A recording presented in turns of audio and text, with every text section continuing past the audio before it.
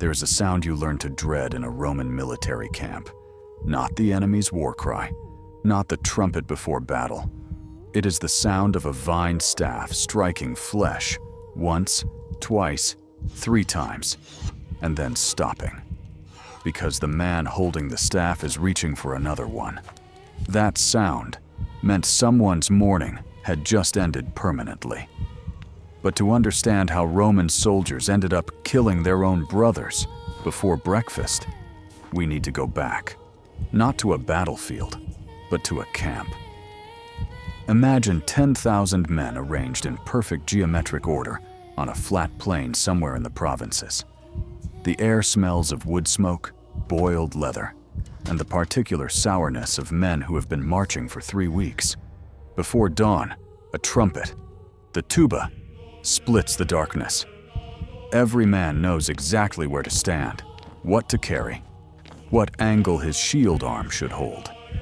The geometry is not aesthetic, it is functional. Order in a Roman military camp is not a value, it is the weapon. Everything else, the swords, the siege engines, the cavalry, those are secondary. The machine runs on obedience, and obedience runs on one thing: the absolute certainty that disobedience has a price, and that price will be collected, in public, in front of everyone you know. The man responsible for collecting that price was the centurion. He commanded 80 men. He was not a general. He was not a senator's son. He was, more often than not, a career soldier who had risen through competence and brutality in roughly equal measure. His badge of office was the vetus, a vine staff cut from a single piece of wood, thick enough to crack a man's ribs if applied with intent. So he carried it at all times. He used it freely. Roman sources record soldiers complaining not about the pain, but about the humiliation, being beaten like a slave in front of your century for tying a sandal incorrectly. According to Tacitus, some centurions beat men simply out of habit, the way a craftsman picks up a tool without thinking. This was the daily texture of Roman military life, not glory, not the eagle standard catching the morning light. A vine staff and the sound it makes on a man's back. Now, what happened when the offense was serious? The Romans had a procedure for that too. It was called the fustuarium, and it appears in the histories of Polybius, written around 150 years before the Common Era, which means this was not some late imperial excess. This was standard practice during the Republic. During the period historians tend to romanticize most, the mechanics were precise. If a soldier was found guilty of a capital offense, sleeping at his post, stealing from a comrade, giving false testimony, abandoning his position in combat, the tribunus militum, one of the unit's senior officers, did not sentence him to death directly. Instead, the tribune walked to the condemned man and touched him lightly with the vine staff. A touch, almost gentle. That touch was the sentence. What followed was not. The soldier's entire century, 80 men, his own unit, men who had shared his tent and his rations, then armed themselves with clubs and stones. The condemned man had to run the length of the camp. Most did not make it to the other side. Those who somehow survived the gauntlet were not pardoned, and they were expelled from the camp without food, without weapons, and without the legal protections Rome extended to soldiers. They rarely survived the week. According to Polybius, the effect on the watching soldiers was profound and immediate. The century that had just beaten one of its own members to death did not require further instruction about the consequences of sleeping on guard duty. But here is where the Roman system reveals its particular genius for cruelty. What happened when the guilt was not clear? When a small group, a contubernium, 8 men sharing a tent, had collectively abandoned a post, and no single man could be identified as the primary coward. The Romans did not shrug. They did not hold a tribunal. They drew lots. One man in the group was selected by chance, touched with the staff, and the mechanism ran its course. The lot did not ask about guilt. The lot asked only, which one of you will pay for all of you? You will want to hold on to that logic. One man selected by chance to pay for the failure of many, because it doesn't stay confined to 8 men. The Romans were systematic people. When 8 became 80 and 80 became 800, they did not abandon the principle. They scaled it. What they called it when they scaled it had its own name, its own specific dread, and its own place in the nightmares of every soldier who served under the eagle. But the fustuarium built it. The lot inside the tent group planted the seed. What grew from that seed was older, colder, and operated on a logic so mathematically clean it almost sounds reasonable until you are standing in the group holding the club. That is where we are going next. Why the word is Decimatio, from Decimus, the 10th. 1 man in 10, selected by lot, beaten to death by the other 9. Not the coward specifically. Not the man who ran first, or ran fastest, or dropped his shield. Any 10. The lot decides. The mathematics do not care about your personal conduct on the day in question. To understand why the Romans invented this, you have to understand the specific military problem it was designed to solve. An individual soldier commits an individual offense, sleeping, stealing, lying, and the fustuarium handles it. Clean, traceable, personal. But what do you do when an entire cohort, 500 men, breaks and runs in the face of the enemy? You cannot beat 500 men to death. You would have no cohort left. You cannot identify who ran first because in a panicked retreat, everyone ran. And you cannot punish cowardice. You cannot individually assign. So the Romans did something that would make a modern legal theorist's eye twitch. They made the punishment random. Not arbitrary, random. There is a difference. Arbitrary means the powerful man decides who suffers. Random means no one decides. The lot decides. And that distinction, which sounds like it might make the punishment more humane, is precisely what made it more terrifying. Because if punishment can find you, regardless of what you personally did, then your only protection is that your unit never fails. You are no longer policing your own behavior. You are policing everyone around you. The earliest formal record of decimation in Roman military practice comes from Livy, describing events of the 4th century before the Common Era.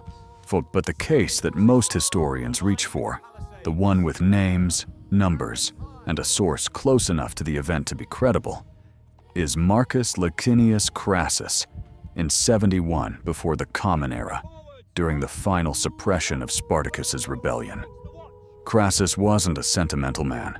He had made his fortune partly by buying burning buildings and then negotiating the price with the owner while the building continued to burn. He brought that same temperament to military command. After 2 of his cohorts broke and fled a skirmish, not a catastrophic defeat, a skirmish, Crassus assembled the survivors and ordered decimation. Plutarch records it. Roughly 500 men drew lots. 50 died. The other 450 beat them to death with their own hands, in formation, in front of the assembled army. Then Crassus issued the secondary punishment. The surviving cohorts, the men who had not been selected by the lot, who had participated in the killing and were still standing, were placed on barley rations. Not wheat. Barley. The distinction matters because every Roman soldier knew that barley was animal feed. Horses ate barley. Mules ate barley. The men who received it were being told, without any speech or document, exactly what their commander thought they were worth. They also slept outside the camp's fortified perimeter, outside the ditch, outside the stakes, in the dark and the cold, without the protection that every other soldier inside the walls took for granted. The humiliation was total and physical. It lived in the body as hunger and exposure. Spartacus was dead within weeks. Crassus had solved his military problem. Whether the decimation was the cause, or whether Spartacus's rebellion was already collapsing, is something historians debate. But Crassus clearly believed the mechanism had done its work. There is a detail worth pausing on, because it complicates the image of decimation as pure punishment for cowardice. The Romans also applied it to units that had mutinied and, in certain documented cases, to units that had been captured by the enemy and subsequently released. Surviving captivity was itself regarded with suspicion.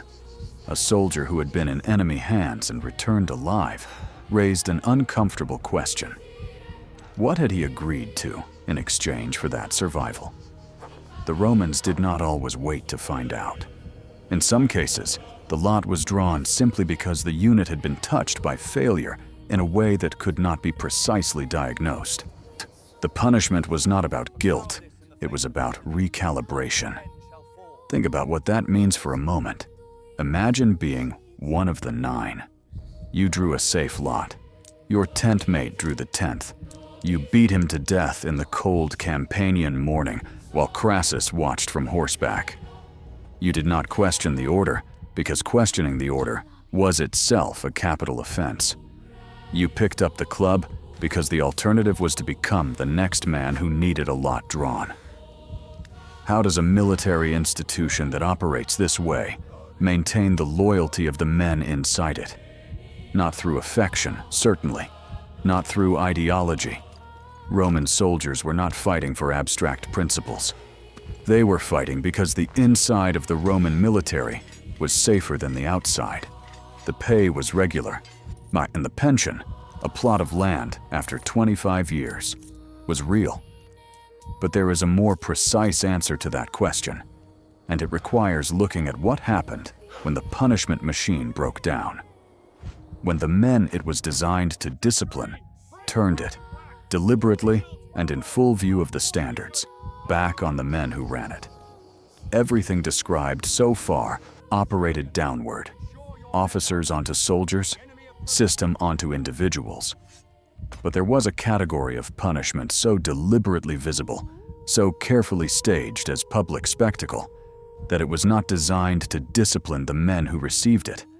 It was designed to discipline everyone who watched, and the men sometimes chosen for that role had, in certain documented cases, done nothing wrong at all. What you have heard so far is the architecture of the system. What comes next is the moment the architecture cracked, and what crawled out through that crack tells you more about how Rome actually worked than any of the textbook accounts of its victories. In the 14th year of the Common Era, Augustus died. He died in August, in a bed, in Nola, which was arguably the most peaceful death any man who had done what Augustus did had any right to expect. He had ended a century of civil war, reorganized the Roman world from Spain to Syria, and built a system of power so elegant that it mostly ran itself. His last words, according to Suetonius, were addressed to his wife Livia. "Live mindful of our marriage, Livia. Farewell." Then he died, and the machine he had built immediately began to shake. On the Rhine frontier, 3 legions heard the news and did something the machine was not designed to accommodate. They mutinied, not spontaneously, not in a single night of rage. The grievances had been accumulating for years, pressed into the bodies of men who had no legal way to express them. Service terms had stretched from the promised 12 years to 16, sometimes longer. Pay arrived late, or not at all, or arrived already docked for equipment the soldiers had not requested and did not want. And over all of it, every day, the vine staff. The centurions who used it freely, who used it for reasons that had stopped being reasons and had become reflexes. One centurion above all others had made himself into a symbol. His name was Lucilius. Tacitus records him in the first book of the Annals, written roughly a century after the events, to drawing on earlier sources and senatorial records. Lucilius had acquired a nickname among the men of his century, the kind of nickname that is funny from a distance and terrifying up close. They called him Cedo Alteram, in Latin, give me another.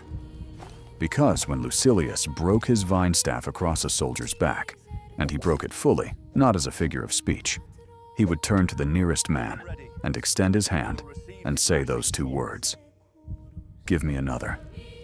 And another staff would be placed in his palm, and the beating would continue.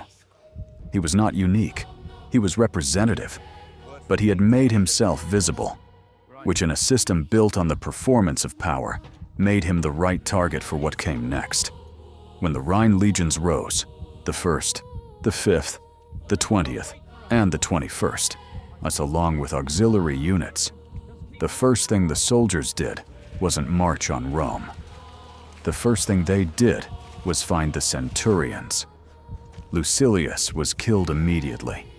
Other centurions were beaten with their own vine staffs, a detail Tacitus includes with what reads as deliberate precision, because the soldiers were not simply rioting, they were performing a reversal.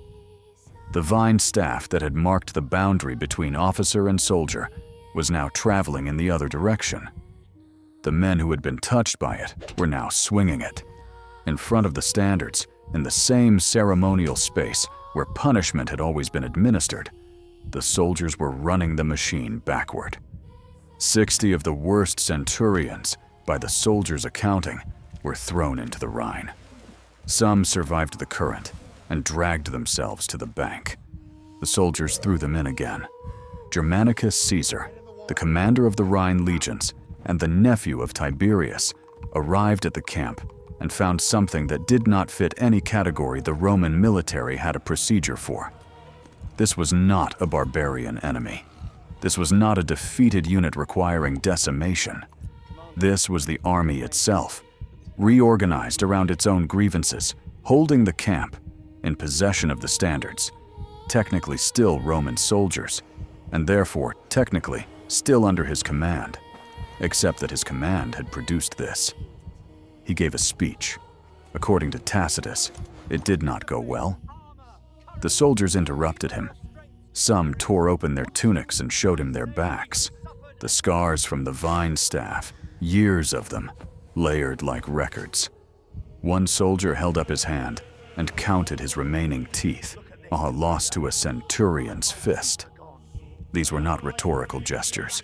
They were evidence presented to a Roman commander by Roman soldiers in a Roman camp that the punishment system had been running past any defensible military logic for a very long time. Germanicus wept. He threatened to fall on his sword rather than witness Roman soldiers behaving this way. Whether this was genuine despair or calculated theater is something Tacitus leaves ambiguous, and the ambiguity feels intentional. What resolved the mutiny was not a speech and not a threat. Germanicus eventually offered concessions, accelerated discharge for the longest-serving men, partial back pay, and then, when the temperature in the camp dropped slightly, he allowed something that reveals everything about how deeply the punishment logic had embedded itself in these men. He allowed the soldiers to identify the ringleaders of the mutiny themselves, and then he allowed the soldiers to execute them. The men who had thrown Lucilius into the Rhine now stood in formation and watched their own ringleaders killed by their own comrades. The fustuarium mechanism, guilt assigned, community executes, had reproduced itself inside the mutiny. The soldiers who had dismantled the punishment system in the space of one morning had, by the end of the week, rebuilt it with their own hands, pointed at their own people. The machine had been damaged. The machine had repaired itself using the same parts that had broken it. There is a detail in Tacitus's account that most retellings pass over without stopping. The soldiers who executed the mutiny's ringleaders did so voluntarily, eagerly, some of them, according to the text. Not because they had been coerced, because the internal logic of the Roman military had become their internal logic. They did not need Germanicus to explain what discipline required. They already knew. Lucilius had taught them. Every vine staff, every barley ration, every lot drawn in the cold morning had taught them. The lesson had moved from the outside of their bodies to the inside, and it stayed there even when the centurions were at the bottom of the Rhine. The legions formed up. The standards were raised. The eagle caught the light. But the men who had done this, who had killed Lucilius, thrown 60 officers into a river, shown their scars to a Roman general, and then killed their own ringleaders to prove their loyalty. Those men went back to their tents that night, carrying something the vine staff had never been designed to produce. Not obedience, something older and quieter and considerably more durable. What Caesar's own account, written in a different war, 2 generations earlier, reveals about what that something actually was, is where this story has been heading from the beginning. In 48 before the Common Era, Julius Caesar was losing. Not the war, Caesar rarely lost wars, but a specific engagement at a place called Dyrrachium on the Adriatic coast, where Pompey's forces had outmaneuvered him and driven his cohorts back from a fortified line. It was the worst battlefield reverse of Caesar's career, and he knew it. Pompey apparently knew it too, and according to Caesar's own account in De Bello Civili, Pompey was so surprised by the scale of his own success that he failed to pursue and finish the job. Caesar wrote, with the particular dryness of a man writing his own history, that Pompey would have won the war that day if he had known how to use a victory. He did not say this modestly, but Caesar also had a problem on his own side of the line. One cohort, its specific designation uncertain, though some historians associate the action with units of the 5th Legion, had abandoned its position during the fighting. Not in a rout, in a retreat that became a collapse, that became a run. Other units had held. This one had not. Caesar did not order decimation. He stripped them. The soldiers of that cohort lost their decorations, the torques, the armlets, the phalerae, and the bronze discs worn on the chest harness that advertised a soldier's history of valor. Every commendation physically removed in front of the assembled army. Their officers were demoted in rank. The unit was reassigned to the least prestigious position in the marching order, the rear, behind the baggage train, behind the camp followers, in the dust and the smell of the mules.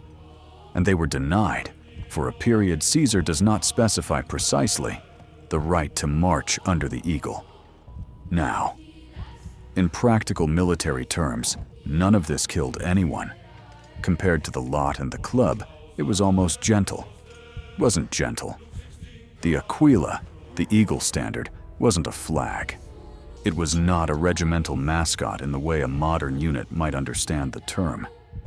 It was, in Roman military and religious practice simultaneously, the living divine presence of the legion. Legions made offerings to it. They stored it in a shrine inside the camp. Losing it in battle was a catastrophe so severe that Augustus spent decades of diplomatic effort recovering the eagles lost at the Teutoburg forest and treated their return as a triumph equivalent to military conquest. Carrying the eagle was a right that the Roman state granted to a unit in good standing. Losing that right was not a demotion, it was a declaration, visible to every soldier in the army, that the unit had been cut off from its own identity. The men who marched at the rear of Caesar's column, in the dust behind the baggage, could see the eagles of the other legions ahead of them. Every morning, every march, the distance between them and those eagles was not measured in feet. It was measured in what they had done at Dyrrachium, and they measured it themselves every day, without any centurion required to remind them. Caesar's account in De Bello Civili is written with characteristic efficiency. He gives the punishment in a few lines and moves on.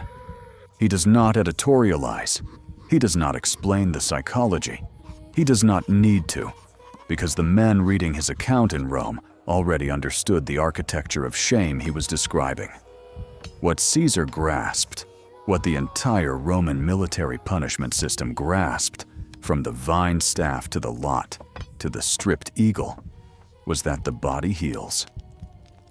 Bruises fade. Even the men who survived the fustuarium gauntlet, who somehow crossed the camp and lived, eventually recovered physically. But the thing that had been done to them in front of their comrades did not fade on the same schedule as the bruises. It lived in every room they entered afterward. It sat at every fire they approached. It was visible in the way other soldiers looked at them, or more precisely, in the way other soldiers arranged not to look at them directly. The Romans did not invent psychological punishment, but they systematized it with the same engineering logic they applied to roads and aqueducts. The fustuarium addressed the individual. Decimation addressed the unit. The public stripping of decorations addressed something harder to name: the accumulated identity of a soldier, built over years of service, commendations earned in cold and blood and exhaustion, displayed on his chest where every man could read his history. Removing that in public, then in one morning, was a kind of erasure. The soldier still existed. His record did not. What the Rhine mutineers understood, the men who killed Lucilius, who held the standards, who showed their scars to Germanicus, was that the system had been using this logic against them for years. Not just the vine staff, the accumulated weight of being treated as less than the instrument you were being used as. When they executed their own ringleaders at the end of the mutiny, they were not simply restoring order. They were demonstrating, to Germanicus and to Tiberius and to themselves, that they had internalized the system's values completely, that they could be trusted, that the eagle could go back on its pole. Somewhere on the Rhine, in the winter of 15 of the Common Era, a soldier sits in the pre-dawn dark and polishes his armor by the light of a small fire. His hands are calloused in the specific way that comes from 20 years of gripping a shield. His century is intact. His centurion, a new one, younger than Lucilius, perhaps more careful, carries a vine staff that has not yet been used this winter. The eagle is back on its pole, wrapped in its leather cover against the cold. Whatever happened last year, happened last year. In a few minutes, the tuba will sound, and the men will form up, and the column will begin to move, and the machine will run exactly as it was designed to run. The Romans never needed to explain the system to the men inside it. The vine staff explained it. The lot explained it. The silence of 10,000 men watching 9 beat 1, standing in perfect formation, on shield edges aligned, eyes forward, explained everything that needed to be explained. And the men who had learned the lesson best were not the ones who had survived the gauntlet, or drawn the safe lot, or marched at the rear in the dust behind the baggage. They were the ones holding the clubs.